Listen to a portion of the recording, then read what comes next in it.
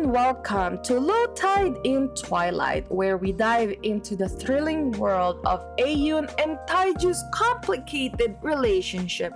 And boy, do we have an exciting chapter for you today. Ladies and gentlemen, welcome to the hottest and wildest yaoi podcast on the planet. Get ready to fan yourself because things are about to get steamy. That's right, it's time for ZEALED FUJOSHI, the show that's all about yaoi manga. I am CeeCee, your host, the ultimate Fujoshi, who's always on the hunt for the hottest and juiciest and most thrilling yaoi manga out there. I've read it all, and I'm not afraid to share my honest and unfiltered thoughts with you. From sweet and romantic love stories to spicy and steamy tales, I got you covered. My reviews are not only informative but also hilarious, so you can expect to laugh your socks off while I spill the tea on your favorite yaoi manga.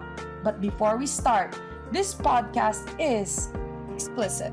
We'll be discussing mature themes, explicit themes, and all things that makes yaoi manga so delicious. So if you're not comfortable with that, it's probably best you tune out now. Let's get one thing clear though. Spoiler alert, I am not afraid to dish out spoilers. So if you haven't read the manga we're talking about, you might want to skip this episode. But if you're brave enough to join us, we promise to make it worth your while. If you're ready to join us on this spicy adventure, grab a cold drink and a cozy blanket and get ready to join me on this wild ride of passion, laughter, and all things yaoi. Welcome to ZEALED FUJOSHI. Chapter 7 starts off with Taeju leaving Euihyun's home after enjoying a nice dinner. They had some delicious Korean fried chicken that Euihyun brought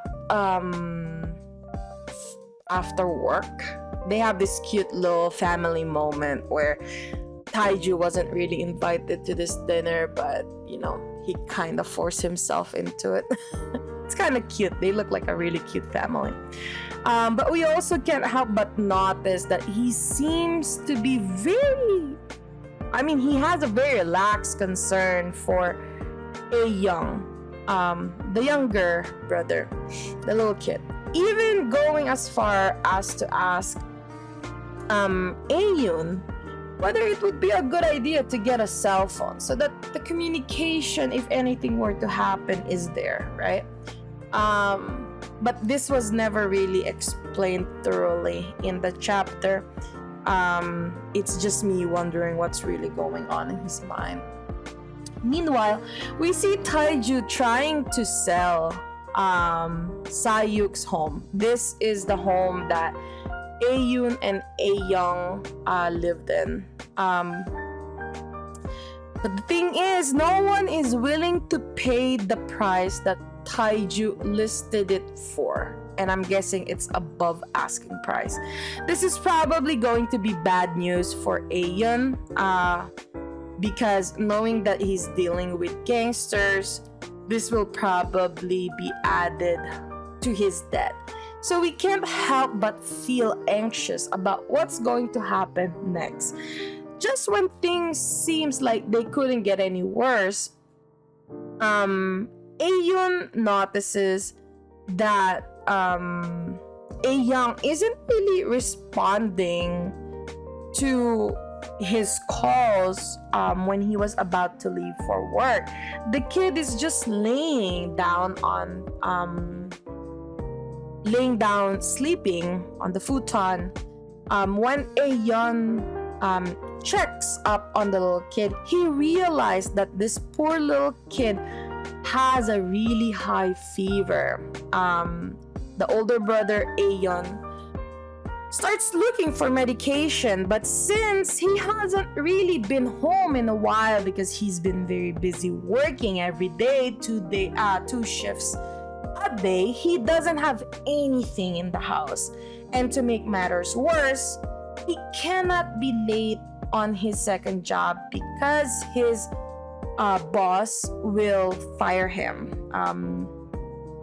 He is conflicted whether he's gonna leave his younger brother alone, who cannot really defend himself or fend for himself, or should he just stay and lose his second job.